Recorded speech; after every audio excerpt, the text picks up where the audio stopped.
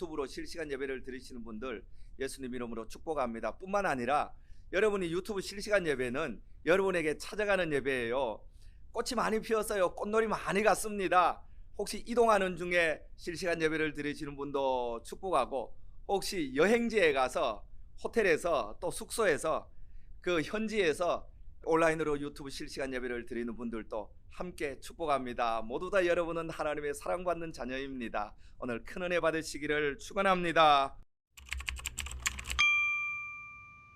이 시간에 함께 보실 하나님 말씀은 요한복음 20장 11절부터 18절 말씀입니다.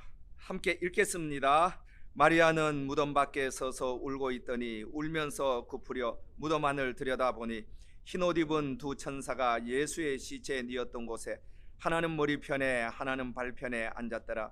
천사들이 이르되 여자여 어찌하여 우느냐? 이르되 사람들이 내 주님을 옮겨다가 어디 두었는지 내가 알지 못함이니이다. 이 말을 하고 뒤로 돌이켜 예수께서 계신 것을 보았으나 예수이신 줄 알지 못하더라. 예수께서 이르시되 여자여 어찌하여 울며 누구를 찾느냐 하시니 마리아는 그가 동산직인 줄 알고 이르되 주여 당신이 옮겼거든 예수께서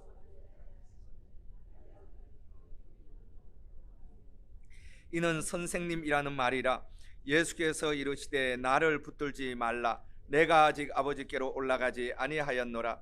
너는 내 형제들에게 가서 이르되 내가 내 아버지 곧 너희 아버지 내 하나님 곧 너희 하나님께로 올라간다 하라 하시니 막달라 마리아가 가서 제자들에게 내가 주를 보았다 하고 또 주 예수께서 자기에게 이렇게 말씀하셨다 이러시니라. 아멘.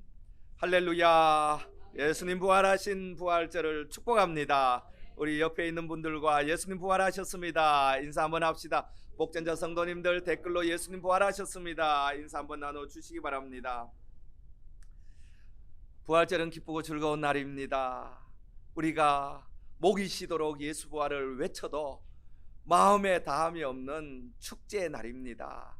깜깜한 어둠, 죄와 지옥, 영원한 멸망밖에 없는 우리 인생길에 생명의 길이 열린 인생의 운명이 바뀐 날입니다. 이날은 온 교회가 함께 즐거워하고 춤을 춰도 부족한 날입니다. 저도 그렇게 설교 준비를 다 해 놓았습니다. 저는 보통 설교 본문을 화요일에 잡고 수요일에 아웃라인을 하고 수요일부터 설교를 하루에 한 번 이상 정시간 동안 제가 계속해서 실전으로 연습을 합니다. 수요일도 연습하고 목요일도 연습하고 금요일도 연습하고 토요일도 연습하고, 그리고 따끈따끈한 설교를 여러분에게 대접하기 위해서 주일 아침에 일어나서 설교문을 요약해서 적습니다.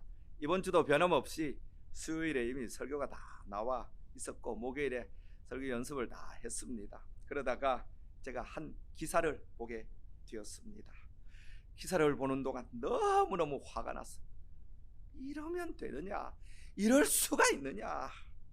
너무너무 화가 나서 부활절 설교 제목을 부활절에 화가 난 목사라고 적어버렸어. 부활절에 화가 난 목사. 제가 그 기사를 보면서 제 마음속에 한 장면이 오버랩이 되었는데 바로 오늘 본문 말씀입니다. 여기 나오는 마리아는 막달라 마리아를 말합니다. 막달라 마리아는 7 귀신 들렸던 여자입니다. 여러분, 귀신 들린 여자, 사람 구실을 못합니다. 옛날에는 귀신 들린 사람이 많았어요. 막 동네 막 빨가벗고 막 다니는 그런 여자들도 있었어요. 2000년 전이니 얼마나 형편이 없었겠습니까? 가장 인간으로 치면 하찮은 인간, 보잘것없는 인간, 조롱당하는 인간입니다. 그리고 교회사학자들, 성경학자들이 말하기를 이 마리아는 직업이 창녀였을 것이다 이렇게 이야기를 합니다. 그래서 7 귀신 들린 창녀라고 말을 할 때 막달라 마리아입니다. 제가 그 기사를 보는데 이 막달라 마리아가 오버랩이 되면서 제가 주일 본문 설교를 이쪽으로 본문을 바꾸었습니다. 그럼 그 설교는 언제 할까요? 다음 주에 하면 돼요.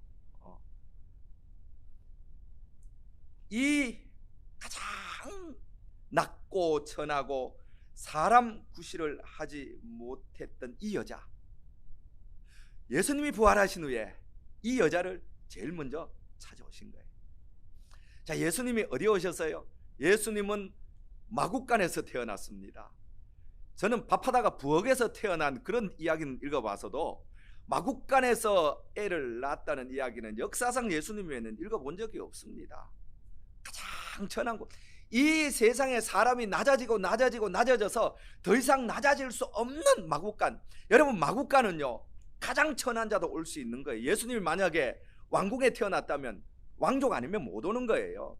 예수님이 비싼 호텔에 태어났다면 호텔에 갈 만한 돈이 없는 사람은 못 오는 거예요. 그런데 예수님은 가장 낮은 천한 자도 올 수 있는 마국간에 태어나셔서요, 누구라도 예수님께 올 수 있도록 문을 열어 놓으신 것입니다. 그리고 예수님이 부활하신 후에는 가장 천대받는 여자, 그 사회에서 가장 약하고 미약하고 소외된 막달라 마리아에게 제일 처음 보이신 거예요.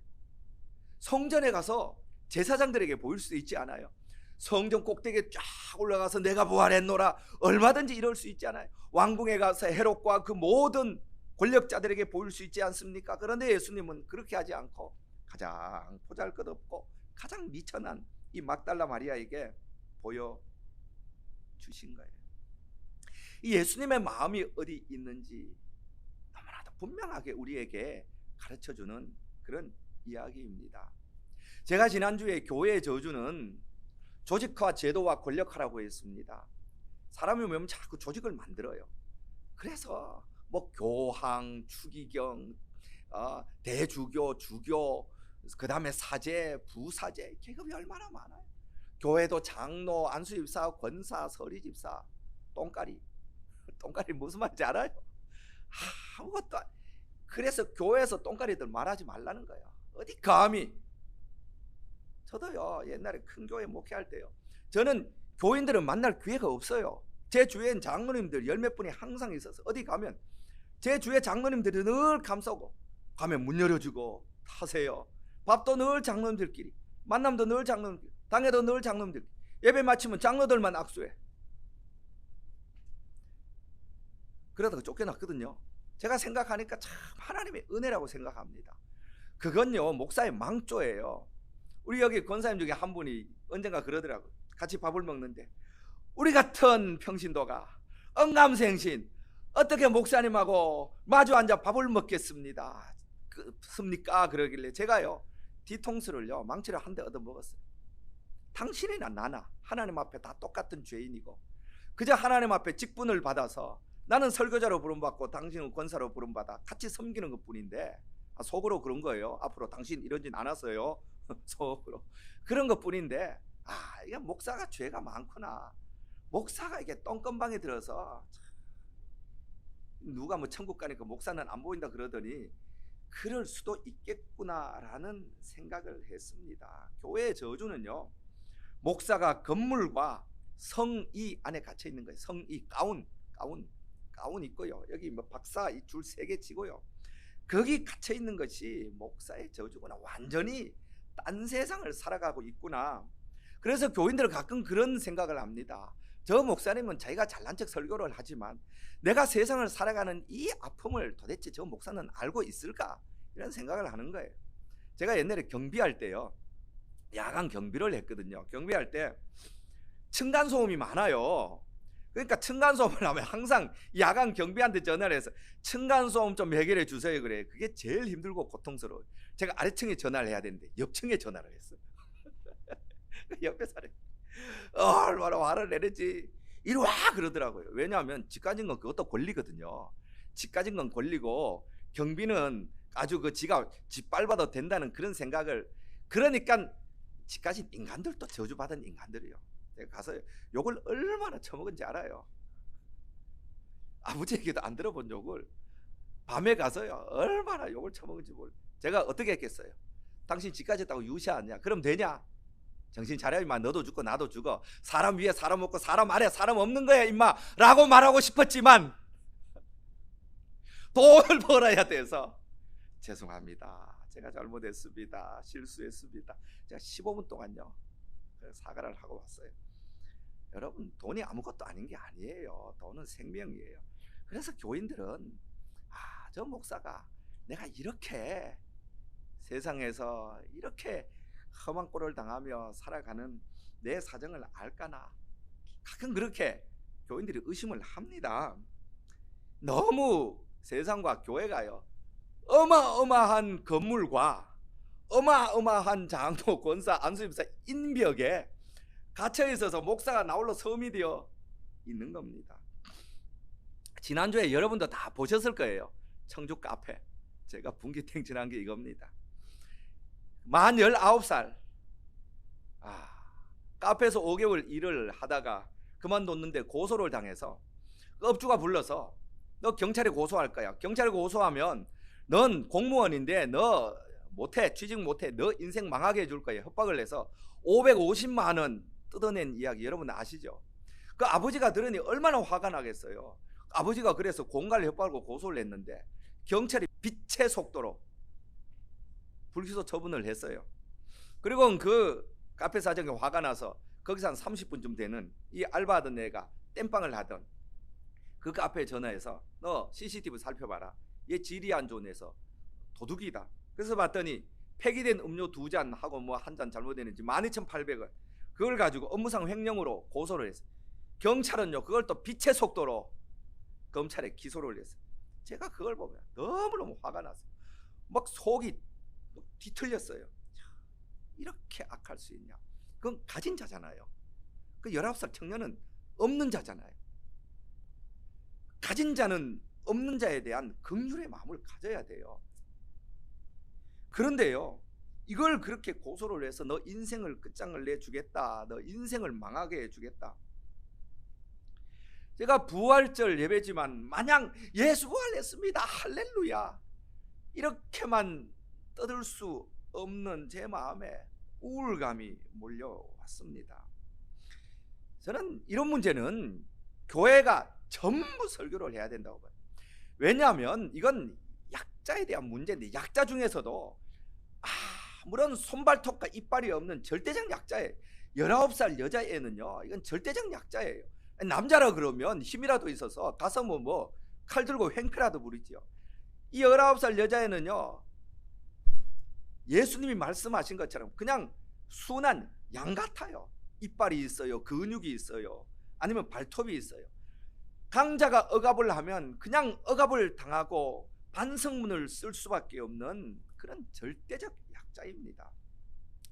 이런 절대적 약자가 당하는 고통에 대해서는 저는 교회가 같이 설교를 해야 된다고 생각을 합니다. 정치인들, 연예인들 부자 걱정은 하는 거 아니라고 그러잖아요. 제가 가만 생각해 보니 그래요. 아니 정치인은 뭐 아무리 억울한 일 당하고 감옥 갔다 와도 감옥 갔다 오니까 뭐 당 대표 하더라고. 억울한 일 당했다고 그렇게 뭐 억울해하니까 그 사람은 또 대통령 되더라고. 그 세계는 강호의 세계예요. 강호, 중국 무협지 읽어보셨어요? 검객들이 지배하는 강호. 강호의 세계는요 원래 죽고 죽이는 세계예요. 그리고 그 세계는 한번 위기를 당하면 더 큰 보스가 되는 세계예요. 그런 걱정은 우리가 할 필요 없어요. 부자 걱정은 할 필요가 없어요. 그런데 목사님들 자꾸 그런 것 가지고 열내고 뭐 그러는데요, 이런 억울한 아이들, 이런 아이들 이거 약자에 대한 생각을 좀 하셔야 돼. 점주 너무 악합니다. 그런데 갑질이 있었다고 그 노동청에 신고를 했더니 근로감독관은 더 악해요. 노동청에 신고를 했더니 근로감독관이 갑질을 한 업주한테 당신이 조사를 하세요. 공무원들요 잘하는 분들 많지만 참 공무원들도 인간 안 된 놈들이 참 많다. 아니 갑질한 사람한테 네가 갑질했는지 조사를 하라고 하면 이게 성립이 되는 겁니까? 그리고 경찰, 여러분 경찰 왜 이 죄 없는 애의 죄는 업무상 횡령이라고 12,800원을 빛의 속도로 기소를 하고 왜 억압을 하고 협박을 하고 형사에게 앞에서 전화를 내서 겁을 잔뜩 줘놓고는 그렇게 해서 내 인생을 망하게 할 거야 라고 말을 하며 550만을 뜯어낸 그 업주에 대해서는 왜 협박죄가 성립이 안 된다고 빛의 속도로 또 불기소를 하는 거예요. 불송치를 하는 거예요. 여러분 자꾸 이런 이야기 해서 죄송합니다. 뭐 검찰이 악하다 그러는데 여러분 경찰 잊으면 안 돼요. 군사정권을 지탱해 준 게 딱 두 가지가 있어요. 하나는 공안 경찰. 검찰이 나쁜 놈이 되기 전까지 나쁜 놈이었던 게 경찰이에요. 잊으면 안 돼요. 막 잡아서 두들겨 패고 남산에서 고문하고 사람 죽였던 게 그게 80년대 말까지 했던 게 경찰이에요. 뭐 검찰 그러니까 경찰하면 착한 줄 알아요. 잊으면 안 돼. 이 독재 살인 권력들을 지탱해 줬던 게 경찰이에요. 또 하나 독재 살인 권력을 지탱해 준 게 이게요, 교회예요. 교회. 독재자한테 요수아처럼 되라 그러고 유신 헌법 선포했을 때 전부 한국교회 기라성 같은 목사들이 일어나서 유신 찬성합니다. 이렇게 했던 게 교회예요. 여러분 이 악을 잊으면 안 돼요. 그러니까 이 한국 교회는 권력에 관련된 것만 민감하지 이런 힘없는 이 민초들의 아픔에 대해서는요 교회가 관심이 없어요.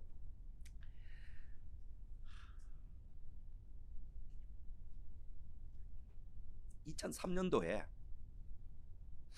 저도 유튜브 보다 깜짝 놀랐어요.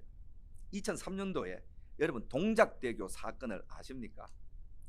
2003년도에 어떤 아빠가 자기 자식 둘을 동작대교에서 던져서 죽여버렸어요. 자식을 어떻게 죽여요? 자식이 죽느니 내가 죽지.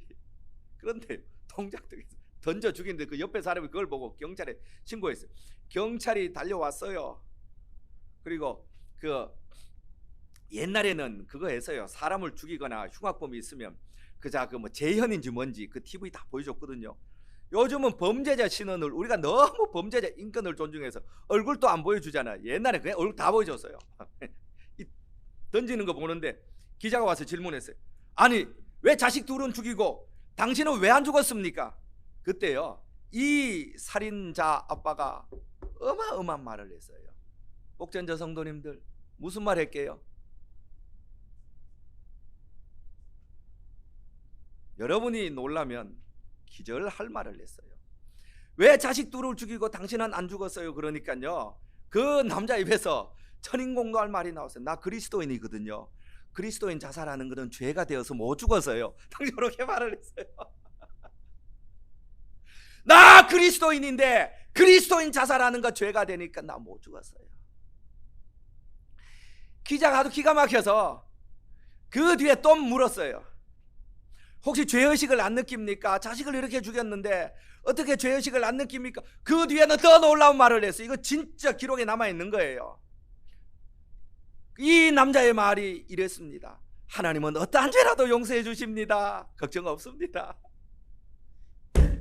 요게 교회예요. 요게 이게 한국의 그리스도인이요. 자살은 나쁜 거요. 그래서 못 죽었다는 거예요. 정말 교회가 이럴까요? 교회가 그래요. 예전에 제가 읽은 책 중에 어떤 교회 다니던 여자 청년이 너무너무 부모님도 없고 동생들을 거느리고 살기가 어려워서 자살하면 안 되지요. 근데 안 되는 건 당연 논리고 현실을 살아보면 참 인생의 고비를 넘기가 힘들 때가 있잖아요. 저도 정말 죽고 싶다는 생각 많이 했어요. 요거 나 한번 확 죽어버리면 끝나버리는데 그 위기가 있거든요. 이 여자 아가씨가 너무 힘들었던 것 같아요. 그래서 자살을 했어요. 교회 다녀요. 장례를 해야 되잖아요. 부모님도 없고 뭐 이웃도 없고 하니까 장례를 해야 되는데 교회에서 당회를 했어요. 당회한 이유가 뭐냐면 이제 남은 애들 우리가 교회에서 좀 잘 어떻게 봐줄까 이런 것으로 했을까요? 교회는 약자에게 관심이 없다니까요. 당회한 이유가 딱 한 가지. 자살했는데 이게 교회에서 장례를 해줘야 되냐 말아야 되냐. 아니 지교회 다녔잖아. 그럼 당연히 해줘야죠. 자살한 게 죄인데 교회에서 장례를 해야 되냐 말아야 되냐 이걸 당에서 한 거예요. 그리고 당에서 결론이 났어요. 자살은 죄물로 이 죄인을 장례하면 교회가 죄에 동참하는 것이 되기 때문에 장례 못 해준다. 이렇게 결론을 낸 거예요. 그래서 어떤 목사님이 청년 몇 명과 더불어서, 옛날에는 그냥 죽으면 갖다 묻었어요. 요즘처럼 뭐 그렇게 뭐 조사하고 이러지 않았어요. 장례 절차가 없었어요. 어릴 때 우리 집에 새방 살던 애도 하나 강에서 목욕하다 죽었는데 아버지하고 그 집 아버지하고 그냥 밤에 산에 가서 묻었어요. 청년들하고 이렇게 산에 가서 묻는데 그냥 이분도 그대로 묻으려고 들다 보니까 이 품속에서 성경책이 뚝 떨어진 거예요. 예수 믿는 아시니까 그 나름은 성경을 읽으면서 믿음을 지키면서 이 어려운 이 풍랑을 세파를 헤쳐나가고 싶었지만 도저히 자기 힘으로는 불가능하겠다 생각하고 그렇게 생명을 끊은 겁니다. 여러분, 교회가 왜 이렇게 악질적이 돼야 되죠? 얼마 전에 그 대통령이 육군사관학교 가서, 정치 이야기 하는 거 아니에요, 육군사관학교 가서 육군, 해군, 공군 통합 사관학교를 만들자 그랬더니요, 육군사관학교 선배들이 모두 장군들 아니겠어요? 성명을 발표했어요. 있을 수 없다, 그러면 안 된다. 그런 놈들이랑 똑같은 거예요. 구테타 이렇게 해서 백성들 죽어나갈 때는 육사가 이런 거 하면 되냐 이런 말 한마디를 했어요? 안 했어요. 그런데 자기 학교 통폐합 한다니까 성명을 발표한 거예요. 너무 비굴하지 않아요? 너무 비참하지 않아요? 그런데 저는 한국 교회가 똑같다고 말한 이유가 여기에 있습니다. 지금 차별금지법 한국 교회 너무너무 떠들거든요. 차별금지법 반대하는 이유가 딱 하나예요. 한국 교회는 차별금지법 생기면 교회해가 된다, 이거 하나 때문에 반대하는 거예요. 교회 전도 어려워지고 지금도 어려워요. 뭐 차별금지법 되나 안 되나 여러분 똑같아요. 지금 누가 교회 옵니까? 어디 가서 여러분 예수 믿는다고 말할 수 있어요? 저는 어디 가도 목사라고 말 못해요. 목사라고 말했다가 맞을까봐 말 못해요. 여러분 어디 가서 예수 믿는다 그래 보세요. 사람이 혀를 끌끌끌 찹니다. 예수쟁이들 신물 난다. 이미 전도는 안 돼요. 뭐 차별금지법 한다고 해서 전도가 되고 안 되고가 없어요. 그런데 저는 전도가 안 되고 교회가 핍박을 받기 때문에 차별금지법을 반대한다는, 저는 그 논리가 너무 싫어요. 저도 차별금지법 반대를 하는데요, 전 논리는 달라요. 제가 우리 딸하고 밥을 먹으면서 얼마 전에 대화를 하는데 차별금지법 반대를 한대요. 그래서 젊은 애들은 찬성하는데 왜 그럴까 봤더니요, 이게요 내용이 안 좋아요. 지금 유럽이든 미국이든 내용이 안 좋아요. 제가 언젠가 그 미국 여학교에 고양이 화장실 만들어 놨다 그랬잖아요. 여자아이가 나는 성적 정체성이 고양이에요. 고양이니까 고양이 화장실을 만들어 주세요. 인권위에 진정을 넣은 거예요. 그러니까 인권위에서 사람은 자기의 성 정체성을 결정할 스스로의 권리가 있다. 이 여자는 스스로 고양이라고 생각하니까 고양이 화장실을 만들어 주라고 해서 그 여학교에 진짜 고양이 화장실을 만들었어요. 그런데 이 차별금지법이 통과되면 뭐가 문제냐면, 교회는 괜찮아요. 교회는 망하든 말든 교회가 망하는 거지 예수가 망하는 건 아니에요. 아무 상관없어요. 건물 좀 없어지면 좋겠어요. 그러면 건물 속에 있는 목사들이 좀 세상으로 향해 나가니까 그건 저는 환영할 일이에요. 그런데요, 이 차별금지법이 만들어지면 어떤 일이 벌어지냐면 각자 자기 성적 정체성을 결정할 권리가 생기는 거예요. 저는 오늘부터 여자예요. 그런데 여러분이 당신이 왜 여자야 남자지라고 말하면 당신은 내가 인권위에 올리면 걸리는 거예요. 내 성적 정체성을 침해한 거예요. 인권을 침해한 거예요. 이게 단순한 문제 같지만 이게 우리 딸내미가 여자니까 아들은 상관없어요. 딸은 여자니까요. 남자가 이제 여자 화장실에 들어가는 거예요. 여자들이 깜짝 놀라서 소리 지르고 나가잖아요.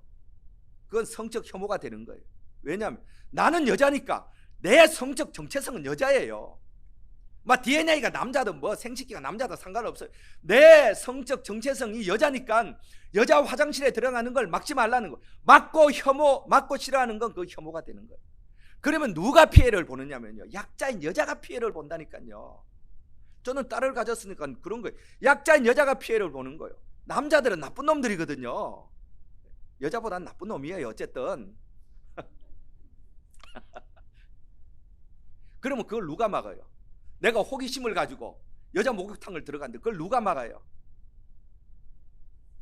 그래서 이건 안 되는 거예요. 남자와 여자는요, 하나님이 정해준 거예요. 뭐 바꾸고 싶은 자 알아서 바꾸라 그래요. 그러나 법을 가지고 내가 버젓이 남자인데도 불구하고 내 정체성은, 성 정체성은 내가 결정할 거야 라고 하는 건 이건 안 되는 거예요. 그래서 구글 같은데 어디 뭐 가입하려 그러면요, 남자, 여자, 그리고 난이 두 개 따로 있어요. 자의적으로는 그렇게 하세요. 그러나 그걸 법으로 해서 더 약하고 힘없는 여자들에게 공포심과 혐오를 주는 그런 행동은 안 되는 거예요. 그래서 차별금지법이 안 되는 거예요. 왜냐하면 그건 더 약한 자에게 억압과 공포를 주는 범죄를 조장하기 때문에 그런 것입니다. 왜 교회가 이렇게 해서 차별금지법 반대를 접근을 못하는 거예요? 왜 교회는 항상 자기 보신하는 데만 전도가 안 되고 교회가 위협을 받고, 왜 항상 육군사관학교 그 원로들처럼 왜 자기 조직 기득권과 이기심에 매몰되어서 이런 것들을 판단을 하는 거예요? 부활하신 예수님의 우리가 모습을 이 부활절에 다시 생각합니다. 가장 약한 자, 가장 소외된 자, 누구로부터도 존중받지 못한 이 한 여자 막달라 마리아를 찾아가셔서 예수님이 이렇게 말씀합니다. 여자여 어찌하여 울며 누구를 찾느냐. 저는 오늘 예수님께서 여러분 각자를 찾아가서 이 음성을 들려주시기를 바랍니다. 저는 유튜브 실시간 예배 때문에 욕을 많이 먹는 목사입니다. 한국 교회를 망치는 목사다, 사이비 목사다. 우리 집사람한테는 안 보여줬는데요, 어떤 사람이 저에 대한 유튜브를 실제로 만들었어요. 박요한 목사 가짜다.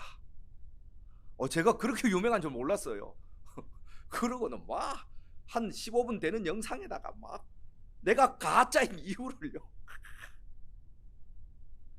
우리 집사람 보면 스트레스 받아 잠 못 들까 봐 우리 아들하고 둘이, 야 이건 보여주지 말자, 이건 감추자, 지우자. 지운다고 뭐 지워지는 건 아니지만요, 저는 이렇게 복전자 성도님들, 유튜브로 예배를 드리는 성도님들도 그렇고 저도 그래요. 다 우리가 막달라 마리아 같은 사람들이다. 뭔가 교회에서 상처를 받고 주의 종에게 상처를 받고 또 이 기득권화되고 세력화된 뭐 권력의 부역자가 된 이런 교회들에 대해서 마음 아픈 상처들이 있어서 선뜻 교회를 정하지 못하고 또 예배를 드려야 하는데 교회를 나가지 못해서 이 유튜브로 예배를 드리는 복전자 성도님들, 저는 다 막달라 마리아 같은 그런 분들이라고 생각합니다. 그리고 부활하신 예수님은 그런 여러분이나 그런 저나 특별히 찾아오셔서 여자여 어찌하여 울며 누구를 찾느냐, 이런 위로를 해 주시기를 바랍니다. 그리고 이 여자를 통해서요, 제자들에게 가서 내가 부활한 것을 증거하라, 이 엄청난 사명을 맡기신 거예요. 한국교회요 이렇게 부흥한 거예요? 목사 덕이에요? 아니에요. 이 막달라 마리아 같은 이런 사람들, 어려운 민초들, 눈물 흘리는 자들, 이런 사람들이 교회에 와서 은혜 받고 다 복음을 전해서요, 한국교회가 이렇게 성장하게 된 것입니다. 부활절 연합예배 필요하지요. 좋습니다. 그런데 이런 부활절 연합예배 같은 거 이제 좀 안 했으면 좋겠어요. 여러분 이런 부활절 연합예배 가보세요. 상임회장 나와서 인사하겠습니다, 대표회장 나와서 인사하겠습니다, 어떤 국회의원 나와서 인사하겠습니다, 뭐 국무총리가 뭐 축하 전문을 보냈습니다, 대독하겠습니다. 이건 정말 높은 사람들끼리 높은 자리에서 자기들끼리 잔치하는 거예요. 저는 정말 이런 부활절에 이 청주 카페에서 한 약한 아가씨가 고통당하는 이 고통, 저는 여기에 대해서요 모든 교회가 한번 외쳤으면 좋겠어요.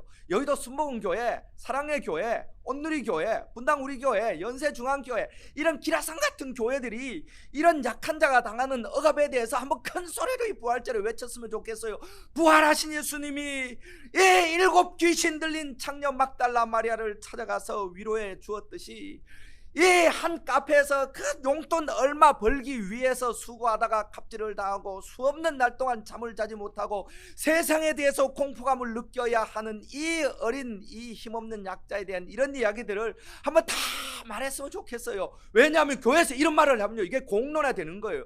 교회에서 이런 거에 분노하면 이게 공론화되는 거예요. 그리고 공론화되면요 적어도 한국교회 예수 믿는다고 말하는 사람이 900만이잖아요. 이 사람들이 이런 갑질만 안 해도요 살기 좋은 세상이 오지 않겠습니까? 뭘로 세상을 바꾸는 거예요? 저는 이 점주들이 정말 예수 믿는 사람일까 봐 두려워요. 정말 어떤 사람들이 악감을 가지고 청주 무슨 교회 출석하는 교인님 그럴까 봐 정말 마음이 조마조마한 거예요.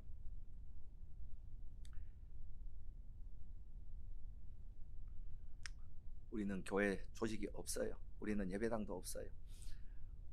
우리 기뻐하는 교회는요 유튜브가 교회입니다. 11시 유튜브 예배. 저는 여러분을 초대교회 카타콤 성도라고 일컫고 싶습니다. 여러분 초대교회 300년 동안 가장 순수했거든요. 왜 순수했겠어요? 제도가 없어서 순수한 거예요. 계급이 없어서 순수한 거예요. 그러니까 권력하고 결탁할 수 없으니까 순수했던 거예요. 저는 평생 예배당을 안 지을 작정이에요. 그리고 유튜브 교회로 죽을 때까지 하다가 이제 감각이 없어서 유튜브를 못할 정도가 되면 그냥 죽을랍니다. 신부는 순수해야 돼요. 교회는요 순수해야 돼요. 신부는 신랑 한 분만 바라봐야 돼요. 교회는 주님 한 분만 바라봐야 돼요. 권력에 기웃기웃하지 말아요. 제가 어떤 집에 신방을 갔는데 옛날에 좀 큰 교회 할 때 어떤 집이 그분이요 또 입구에다가 박근혜하고 찍은 사진을 또 올려놨다. 너무 꼴보기 싫었어요. 너무 꼴보기 싫어. 교인이 왜 이럴까? 근데 우리는요 예수를 믿으면서도 그런 게 자랑이 되는 그런 부패한 교인들이 되어버렸습니다. 신부는요 주님 한 분만을 바라봐요. 그리고 우리의 신랑 되신 주님의 마음은요 가장 힘없고 가장 억울하고 가장 천대받던 부활하신 후에 가장 처음 이 막달라 마리아를 찾아가서 울지 말라 하시고요 이 엄청난 사명을 맡겨주신 거예요. 우리 기뻐하는 교회 오프라인 성도님들, 복전자 성도님들, 우리도 죽을 때까지 예수님처럼 순수한 마음을 가지기를 원합니다. 약자를 향한 손을 우리가 힘써 펴기를 바랍니다. 마태복음 25장에 보면 예수님께서 양과 염소 백보자 심판을 하시면서 구원받을 자와 지옥 갈 자를 가르는데 얘야 너는 나에게 먹을 것을 주었고 마실 것을 주었고 잠잘 곳을 주었고 나를 너무 귀하게 대접을 했구나. 그러니까 그 사람 저 예수님 본 적도 없고 예수님 어떻게 보겠어요? 대접한 적도 없는데요. 그러니까 가장 약한 자에게 한 것이 내게 한 것이니라.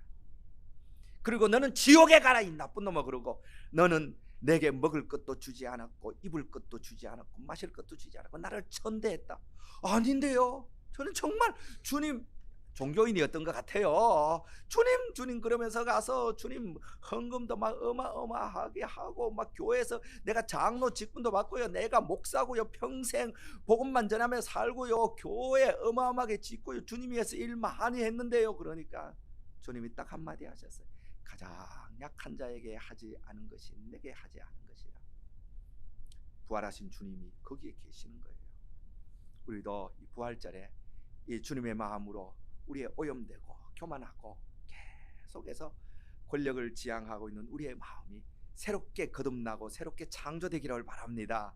그래서 천국에 갔을 때 주님으로부터 이 약자에게 한 것이 내게 한 것이라는 칭찬을 받은 자처럼 우리도 다 그런 칭찬받는 참된 그리스도인 되기를 축원합니다.